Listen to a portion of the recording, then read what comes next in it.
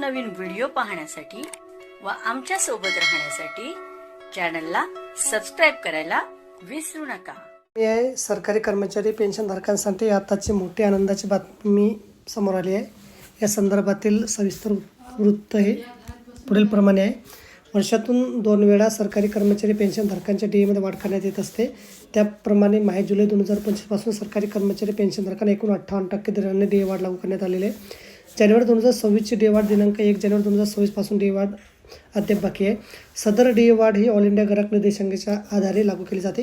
यामध्ये जानेवारीची डीए वाढ लागू करण्यासाठी माहे जुलै ते डिसेंबरपर्यंतच्या निर्देशांकांचा विचार केला जातो। सदर निर्देशांक केंद्रीय कामगार विभागामार्फत जाहीर केले जातात। नुकतेच कामगार विभागामार्फत माहे डिसेंबर 2025 पर्यंतचे निर्देशांक जाहीर करण्यात आलेले आहे। त्यामुळे जानेवारी 2026 ची डीए वाढ निश्चित झाली आहे। ऑल इंडिया ग्राहक निर्देशांकाचा विचार केला असता 1 जानेवारी 2026 पासून किमान 2% डीए वाढ निश्चित झालेली आहे। त्यामुळे सरकारी कर्मचारी पेन्शनधारकांना दिनांक 1 जानेवारी 2026 पासून 60% दराने मागे भत्ता फरकासह मिळणार आहे। तर बघा, अशा प्रकारे अत्यंत महत्त्वाची माहिती आपल्याला समजली असेल। व्हिडिओ सुद्धा आवडला असेल लाईक करा आणि शेअर करायला विसरू नका। धन्यवाद।